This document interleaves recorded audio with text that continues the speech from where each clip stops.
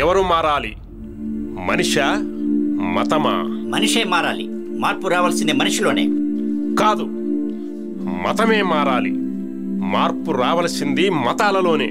కాదు, ఎప్పటికీ మనిషే మారాలి. ఏ మనిషి చరిత్ర చూసినా యాడుంది సంపూర్ణత్వం. ప్రతి మనిషిలో ఏదో ఒకలా లోపాలు, వ్యామోహత్వం. నరజాతి స్వయంకృతమే భూమి మీద నరకం, ప్రళయం. మతంలో విచక్షణ ఉంటే మానవాళికి అదే భాగ్యం. ప్రతి ఒక్క మనిషి జన్మ పాపి, అంటే పుట్టుకతోనే పాపిష్టివాడు. అందుకని మనిషే మారాలి.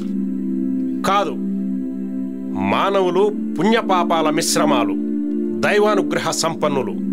అందుకే మానవ జన్మ పొందినవారు మతాలే చాలా వరకు జన్మ పాపులు, చారిత్రక పాపులు, పవిత్రతా శూన్యులు. ఏ మతాల చరిత్ర చూసినా యాడుంది సంపూర్ణత్వం. ప్రతి మతంలో ఏదో ఒకలా లోపాలో, వ్యామోహత్వం. మతంలో విచక్షణ లేకే మానవాళికింతటి శాపం. వివేకంతో నడుం బిగిస్తే మన చుట్టూ మరో ప్రపంచం. కాబట్టి మార్పు మతంలోనే మొదలు కావాలి. సంస్కరణ మతాలలోనే తప్పక జరగాలి.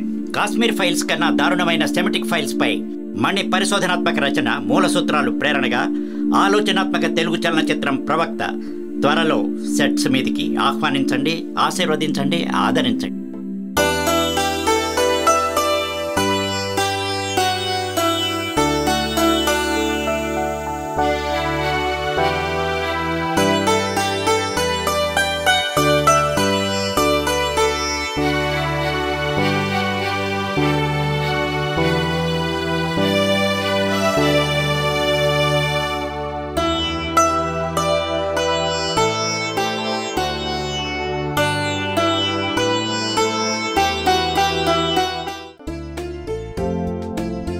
నమస్తే సార్.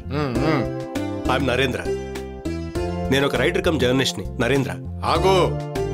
ఆగక్కడ. నీ పేరు నరేంద్ర అని ఇన్నిసార్లు చెప్పక్కర్లేదు. ఇంతకీ నువ్వు వచ్చిన పనేంటి? అంటే చూడు, ఉద్యోగానికైతే ఇక్కడ ఖాళీలు ఏమీ లేవు. కాకపోతే అబ్బాబే, ఉద్యోగం కోసం కాదండి. పోతే ఎవరు, నువ్వా నేనా? నేను చెప్పేది ఏంటంటే, అంటే అలా కూర్చొని నస లేకుండా చెప్పే పాయింట్ ఏదో క్విక్గా చెప్పు. అదేనండి, మీకు తెలిసే ఉంటుంది కదా. అదే, మన దేశంలో ఆర్ఎస్ఎస్ పుట్టి ఇప్పటికి 100 ఏళ్లు పూర్తయిందని మీకు తెలిసే ఉంటుంది కదా. అవును, అది అందరికీ తెలిసిన విషయమే కదా. Correct sir. పైగా నేను ఆ విషయంలో మొన్న నా ఎడిటోరియల్లో కూడా I'm a great fan of your daily sir. ఆగు, అక్కడే ఆగు. అయితే ఏమంటావు?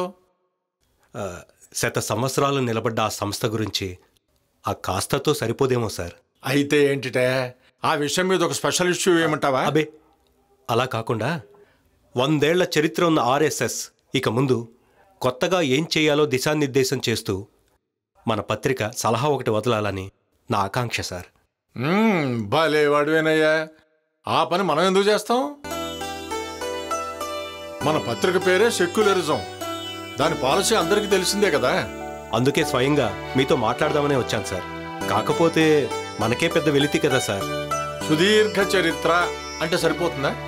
విశిష్ట చరిత్ర ఉండాలి. ఉందనే సార్ నేను అనేది. సంఘ్ నుంచి వచ్చిన వాజ్పేయి, నరేంద్ర మోడీ గారు దేశానికి ప్రధానమంత్రులయ్యారు. మోడీ గారైతే ప్రధానిగా 3వ సారి పరిపాలన సాగిస్తున్నారు. అట్టడుగు వర్గాల దాకా అభివృద్ధిని తీసుకెళ్లడానికి అంత్యోదయ లక్ష్యంతో అన్ని వైపులా మార్పులు తీసుకొస్తున్నారు. అవును, అలాగే సంఘ్ నుంచి వచ్చిన ఎంతో మంది కేంద్ర మంత్రులుగా, రాష్ట్ర ముఖ్యమంత్రులుగా కూడా ఉన్నారు. కరెక్టే. అది వారితో ఆగదు. భావి ప్రధానమంత్రులు, ముఖ్యమంత్రులు, ఇంకా మంత్రులు ఎంతో మంది ఆర్ఎస్ఎస్ నుంచి వస్తారు. అలాంటప్పుడు ఏమంటావయ్యా?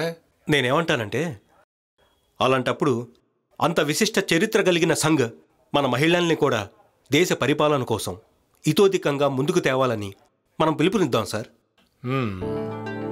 అసలు విజయదశమి అంటే ఏంటి సార్? రాక్షసుల మీద ఆదిశక్తి విజయం సాధించిన రోజు. కరెక్ట్. కనుక ఆ రోజున పుట్టిన ఆర్ఎస్ఎస్ మహిళలకు పెద్ద ఎత్తున శిక్షణ ఇవ్వాలని మనం పిలుపునిద్దాం సార్. భలేవాడివే. వాళ్ళకి మనం ఎందుకు పిలుపునిస్తాం? అసలు నువ్వు ఎలా ఆలోచించాలంటే సార్ ఒక్క మాట అండి. నాకు తెలిసిన ఒక గొప్ప ఆయన ఒక మంచి మాట అన్నాడు సార్. ఆ, ఆర్ఎస్ఎస్ని అర్థం చేసుకోవడం కష్టం, కానీ అపార్థం చేసుకోవటం మాత్రం చాలా తేలిక అన్నారండి. ఒక విధంగా అది కరెక్టే అనుకో. కాబట్టి ప్రజలకు అంతో ఇంతో స్పష్టత తమలాంటి వారు కూడా ఇవ్వాలండి. ఆగు, అక్కడే ఆగు. ఏం స్పష్టత ఇవ్వాలి? అంటే అది గాంధీని చంపిన గాడ్సే ఆర్ఎస్ఎస్లో కొన్నాళ్ళు ఉండొచ్చాడయ్యా. అంటే ఆర్ఎస్ఎస్ వాళ్లే గాంధీని చంపారని అనుకోరు? అది అపార్థం చేసుకోవటమా? మీరు కూడా అక్కడే ఆగండి సార్. ఆర్ఎస్ఎస్ని స్థాపించిన హెడ్గేవార్ యువకుడిగా ఉన్న రోజుల్లోనే కాంగ్రెస్లో చేరారు. స్వాతంత్ర్య సమరంలోనూ సత్యాగ్రహోద్యమంలోనూ పాల్గొన్నారు. 1920లో నాగపూర్ ప్రాంత కాంగ్రెస్ కార్యదర్శిగా కూడా పనిచేశారు. సహాయ నిరాకరణోద్యమంలో కూడా పాల్గొని 1920 అక్టోబర్ 24న ఆంగ్లేయ ప్రభుత్వానికి వ్యతిరేకంగా మాట్లాడటం వల్ల ఏడాది పాటు కఠిన కారాగార శిక్ష కూడా అనుభవించారు. ఇప్పుడు మీ తర్కాన్ని బట్టి కాంగ్రెస్ వాళ్లే ఆర్ఎస్ఎస్ ని నడుపుతున్నారు అని, తెర వెనక నుంచి వాళ్లే గాంధీని చంపించారని కూడా అర్థం తీయాల్సి వస్తుందండి. నీకో దండం నాయనా, ఇప్పుడు ఈ వితండవాదాలు వద్దు. అసలు ఆర్ఎస్ఎస్ కున్న మంచి ఆశయం ఏదన్నా ఒక్కటి చెప్పు, ఆ తర్వాత మాట్లాడదాం. ఒకసారి వివేకానందుడు ఏమన్నాడో గుర్తుందా సార్? ఎన్నో అన్నాడు. నువ్వు కోట్ చేయబోయేదేమిటి? అయితే వినండి. మోసం ఒక్కసారి జరిగితే అది మోసం చేసిన వాడు తప్పు. అదే మోసం ఇంకొకసారి జరిగితే అది మోసపోయిన వాడు తప్పు. ఎందుకు అంటే మొదటిసారి మోసపోయినప్పుడు బుద్ధి రావక్కర్లేదా?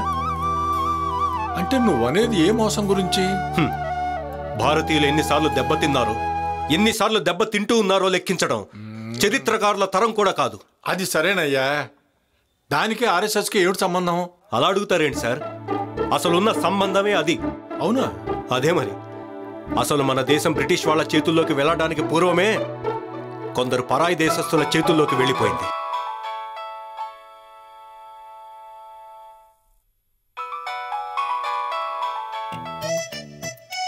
ఆ, 1000 ఏళ్ల క్రితమే ముస్లిం సైన్యం మన దేశం మీద ఆక్రమణలు చేసి మత మార్పిళ్లు, దేవాలయ ధ్వంసాలు, దోపిడీలు యథేచ్ఛగా చేశాయి. ఉద్రేకం తగ్గించుకొని కాస్త నిదానంగా మాట్లాడవయ్యా. Please have it. Thank you very much sir. అలా 6 శతాబ్దాల పాటు ముస్లిం విధ్వంసం కొనసాగిన తర్వాత ఆంగ్లేయ ప్రవేశం జరిగింది. Correct correct. వాళ్ళు మటుకేం తక్కువ. దాదాపు 2 శతాబ్దాల పాటు వలస పాలన కొనసాగిస్తూ మన హిందూ ధర్మాన్ని ధ్వంసం చేస్తూ తమ ఆధిపత్యంతో ఆర్థిక దోపిడీ సాగించారు. నువ్వు అన్నది కరెక్టేనయ్యా. మరోసారి అలాంటిది జరగకూడదు అన్న ఆకాంక్ష భారతీయులందరికీ ఉండేది. కానీ ఆకాంక్ష ఉంటే సరిపోతుందా సార్? సన్నాహం ఏది? ఉడతంత చేసినా కూడా కొండంత ఉపయోగపడుతుంది. అయితే నువ్వు అనేది ఏమిటి? అదే సార్, అక్కడికే వస్తున్నాను. ఇదంతా లెక్క వేసి ఆలోచించి స్థాపించి నిర్వహిస్తున్నదే ఆర్ఎస్ఎస్ సంస్థ, రాష్ట్రీయ స్వయం సేవక్ సంఘ్. I see. సంఘ్ పుట్టిన హెగ్డేవార్ కాలంలో అయినా, ఇప్పుడు 100వ ఏడాదిలో అయినా దాని ప్రధాన ఆశయం మాత్రం ఇదే. ఆశయం అదొక్కటేనా? మీరు ఒక విషయం చెప్పండి. మన దేశాన్ని కాపాడుతున్న సైన్యం ఒక్క పదాతి దళమే అంటారా? అదేం పిచ్చి ప్రశ్న అయ్యా. నావికా దళం, వైమానిక దళం కూడా ఉన్నాయిగా. ఆ ముగ్గురు కలిస్తేనే భారత సైన్యం, ఏ ఒక్కటో కాదు కదా. నిజానికి ఆ ముగ్గురు కూడా చాలరండి. అంటే అక్కడికే వస్తున్నాను సార్. మనకింకా సైబర్ సైన్యం, ఆయుధాల తయారీ, అలా మరెన్నో అవసరాలు. ఓకే. అంతేకాదు, మన దేశానికి అవసరమైన ఆహారాన్ని మనమే పండించుకోకపోతే మనం పరాధీనులమే కదా. ఓ, నీలో చాలా విషయం ఉందే. ఇంకొంచెం వినండి సార్. మన ఆరోగ్యానికి తగినన్ని ఔషధాలని మనం సిద్ధం చేసుకోగలగాలి కదా. అంతే అంతే. అంతేనా? ఇంకా చాలా ఉంది సార్. మన యువతకి మంచి ఉపాధిని మనం కల్పించగలగాలి. లేకపోతే వాళ్ళు రెక్కలు కట్టుకుని ఎగిరిపోతారు. You are right. ఇలాంటి అన్నింటికీ కలిపి పరిష్కారంగా ఒకే ఒక్క ఆశయాన్ని డాక్టర్ హెడ్గేవార్ గుర్తించారు. అదే స్వయం సేవ. ఈ నిస్వార్థ స్వచ్ఛంద సేవ ప్రతి భారతీయుడి అత్యున్నత కర్తవ్యం. దానివల్లే మన దేశ స్వాతంత్ర్యం, స్వావలంబన బలపడతాయి. దేశ సార్వభౌమాధికారం నిలుస్తుంది. అలాగే మంచి పౌరుల్ని తయారు చేయటమే జాతి నిర్మాణానికి దారి అన్నారు మోక్షగుండం విశ్వేశ్వరయ్య. అద్గది ఆర్ఎస్ఎస్ ప్రధాన లక్ష్యం వ్యక్తి నిర్మాణం. మరైతే ఆర్ఎస్ఎస్ అంత గొప్ప దార్శనికురాలైతే దేశంలో ఇన్ని సమస్యలు ఇంతలా ఎందుకు పెరిగిపోయాయి? దానికంతటికీ నా దృష్టిలో ఒకటే కారణం సార్, మన మహిళలు తగినంత మంది స్వయం సేవకులు కాకపోవటం వల్లే. అవునవును, నిజమే. మగవాళ్ళు కూడా తక్కువే, కానీ కనీసం అంతమందైన మహిళలు స్వయం సేవకులుగా సుశిక్షితులయ్యారంటే ప్రపంచ సమస్యల్ని అలవోకగా దిద్దిపారేస్తారు. ఇదే మన పత్రిక విజయదశమి సందేశం కూడా కావాలి. ఏమండి, పాపం వాళ్ళకి ఇంటి పనులతో ఉద్యోగాలతో ఇప్పటికే సమయం చాలటం లేదు. మరి వాళ్ళు అవి మానేస్తే ఆర్ఎస్ఎస్ ఉద్యోగాలు ఇస్తుందా వాళ్ళకి? మంచి ప్రశ్న అడిగారు సార్. ఆర్ఎస్ఎస్ ఉద్యోగాలు మానిపించదు, అదనంగా యోగాలను ఇస్తోంది. స్వయం సేవా స్ఫూర్తిని, స్వావలంబనని కలిగిస్తోంది. 10 మందిని కలుపుకోవడాన్ని అలవరుస్తోంది. I see. సార్, నరేంద్ర మోడీకి ఆర్ఎస్ఎస్ ఉద్యోగం ఇవ్వలేదు. అవునా? కానీ అంతకన్నా ఎక్కువే ఇచ్చింది. అలా ఆర్ఎస్ఎస్ నుంచి పొందిన క్రమశిక్షణతో ఉన్నత స్థితికి చేరుకున్న వాళ్ళు ఎంతో మంది ఉన్నారు సార్. I know. వాళ్ళు ప్రచారం కోసం పనిచేయరు సార్.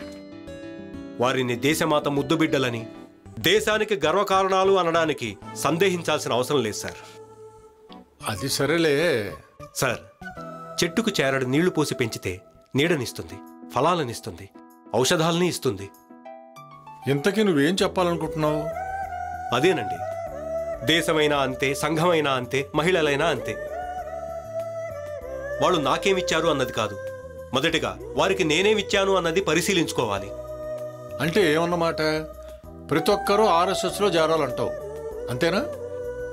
దీంతో నీ బుద్ధి ఏమిటో బయటపడిందయ్యా. నోనో, అలా అనబోవడం లేదు సార్.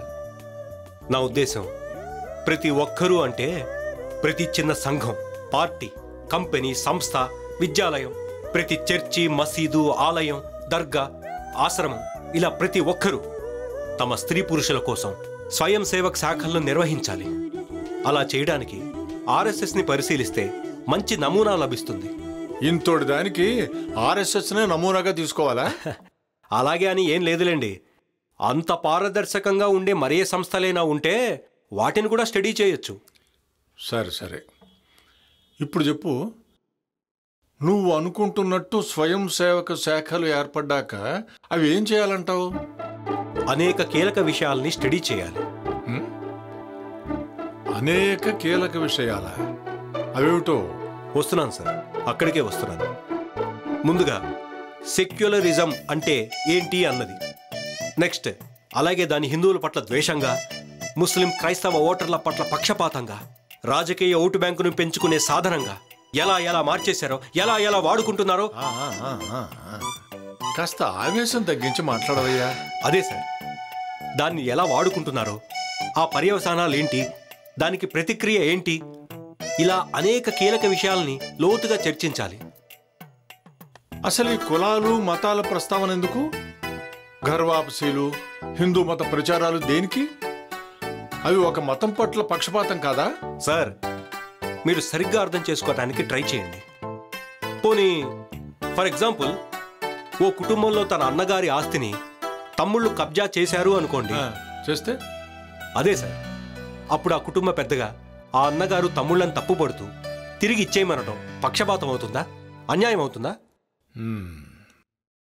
అవును, ఆలోచించాల్సి. ప్రపంచ కూటాలు వేటగాళ్ళులా దూసుకొస్తుంటే నిద్రపోతున్న సింహాల్ని హెచ్చరించడం పక్షపాతం ఎలా అవుతుంది సార్? అలా చేయడం పత్రికల కర్తవ్యం కాదా? అది సరే, ఆ ఒక్క సమస్యను ఎందుకు తీసుకుంటున్నావు?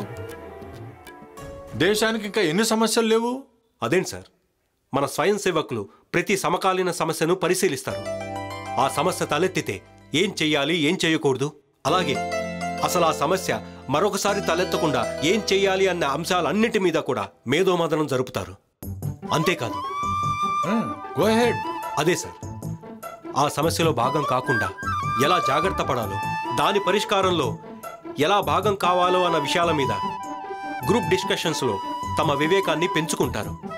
అంతేనా? అంతేకాదు సార్, మన ఆశయాలు, ఆవేశాలు శత్రువులకు ఆయుధాలుగా దొరకకుండా ఎలా జాగ్రత్త పడాలో శ్రద్ధగా బేరీజు వేసుకుంటారు.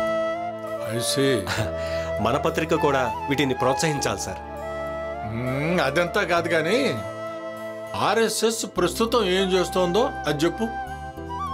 అయితే వినండి, మన సైన్యానికి పోలీసులకి వాళ్ళు యుద్ధం ఎలా చేయాలో నేర్పడం కన్నా తమ తమ విధి నిర్వహణలో అధికార దుర్వినియోగాన్ని నివారించడానికి ప్రాధాన్యమిస్తారు. I see. అలాగే అవినీతిని అరికట్టడానికి క్రమశిక్షణకి ప్రాధాన్యతనిస్తారు. ఇంకా విపత్తుల సమయంలో దేశ ప్రజల్ని ఎలా ఆదుకోవాలో కూడా నేర్పిస్తారు. అయితే నువ్వు అనేదేమిటి? విద్యలో కూడా అదే జరగాలి అని. ఆర్ఎస్ఎస్ యుద్ధం చెయ్యదు, నేర్పదు. కానీ ఇలాంటి సెల్ఫ్ కంట్రోల్ని, స్ట్రెంగ్త్ని పెంచుకోవడాన్ని మాత్రం బ్రహ్మాండంగా నేర్పిస్తుంది. అబ్బా సార్, కాస్త జాగ్రత్తగా గమనిస్తే మన గౌతమ బుద్ధుని బోధనల సారం కూడా అదే. వ్యక్తి నిర్మాణం అదే సార్. అదే కదా సంఘం శరణం గచ్చామి అంటే. అక్షరాల అదే. బోడిగుండుకి మోకాలికి ముడి పెట్టకయ్యా. పోనీ మీరు పని చేయండి సార్. నేనేం చేయాలి? ఏం లేదు సార్, ఆర్ఎస్ఎస్ని ఏకిపారేస్తూ ఘాటుగా విమర్శిస్తూ ఓ ఆర్టికల్ని పబ్లిష్ చేయండి. నా వల్ల కాదయ్యా, అలా రాయటం నా వల్ల కాదు. పోనీ పాయింట్లు చెప్పండి, నేనే రాసిస్తాను. సార్, మహాత్మా గాంధీ, అంబేద్కర్ల నుంచి ప్రశంసలు అందుకున్న సంస్థ అండి ఆర్ఎస్ఎస్ అంటే. నీ వెర్రిగాని ఒక పక్కా హిందూ సంస్థని వాళ్ళెందుకు ప్రశంసిస్తారయ్యా? నేను నమ్మను. ఆ మాట గట్టిగా అనకండి సార్, ఎందుకంటే అది చరిత్ర. నమ్మని వారిని ఉష్ట్రపక్షులనే ప్రమాదం ఉంది సార్. సర్లే అలా కానీ. మీకు తెలియదే ఉంది సార్, గాంధీ గారేమో అసలు రామరాజ్యమే రావాలన్నారు. అదైతే కరెక్టే. ఇక అంబేద్కర్ గారేమో హిందువులు ముస్లింలు కలిసి జీవించలేరు అని వాళ్ళకి పాకిస్తాన్ ఇచ్చేసి వాళ్ళందరినీ అక్కడికి పంపేయమన్నారు. అవును, ఇది కరెక్టే. కానీ ఆర్ఎస్ఎస్ మాత్రం మన హిందూ దేశంలో పుట్టిన వాళ్ళందరూ హిందువులేనని, ఇండియా అనే పేరు వదిలేయాలని కోరుకుంది. అంతేకాదు, ఈ రోజుకి అన్ని మతాల వారు దేశభక్తులుగా వ్యవహరించాలని, మత దురాక్రమణలకు దిగరాదని గట్టిగా కోరుతుంది. ఆగు, అక్కడే ఆగు. మత దురాక్రమణమేమిటి? వాళ్ళు నమ్మింది వాళ్ళు ప్రచారం చేసుకుంటున్నారు. వీళ్ళకి ఇష్టమైతేనే కదా మతం మారేది. ఇంకా దురాక్రమణ అనే క్వశ్చన్ ఎక్కడుంది? ఆగండి, మీరు అక్కడే ఆగండి. ఇప్పుడు హిందువులు కూడా ప్రచారానికి దిగి క్రిస్టియన్ పిల్లల్ని హిందువులుగా మార్చేస్తే ఆ కుటుంబాల వాళ్ళకి బాధ కలుగుతుందా లేదా? అలాగే ముస్లిం యువతుల మీద హిందూ యువకులు లవ్ జిహాదులు చేస్తే ముస్లింలకి తిక్క రేగుతుందా రేగదా? ఖచ్చితంగా గొడవ జరుగుతుంది. మరి ఇతరులకు కోపం వచ్చే పని మీరు మాత్రం ఎలా చేస్తారు? అది అలా ఉంచి ఆర్ఎస్ఎస్ మీద కొందరు ఎందుకు ఆగ్రహిస్తున్నారో అది కూడా ఆలోచించు మిత్రమా. మిత్రమా?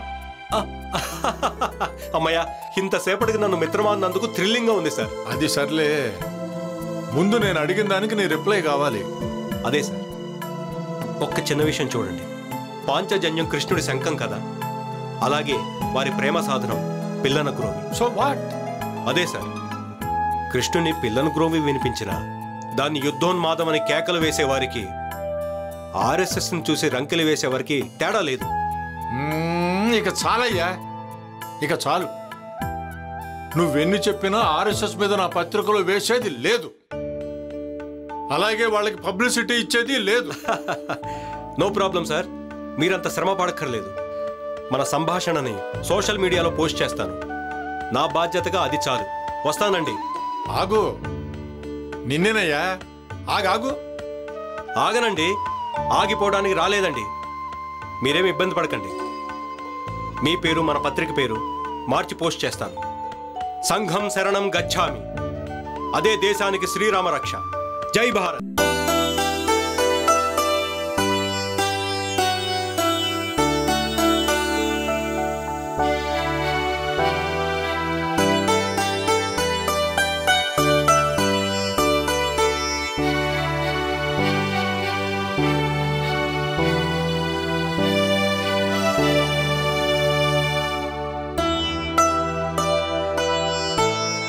ఈ వీడియో మీకు నచ్చినట్టయితే లైక్ చేయండి, 10 మందికి షేర్ చేయండి. అలాగే కామెంట్ల రూపంలో మీ అభిప్రాయాలను మాతో పంచుకోండి. Nationalist hub group of channels ను సబ్స్క్రైబ్ చేసుకుని తెలుగునాట జాతీయవాద జర్నలిజాన్ని ప్రోత్సహించండి. ఈ వీడియో కింద ఉన్న బెల్ ఐకాన్ పై క్లిక్ చేయడం మర్చిపోవద్దు.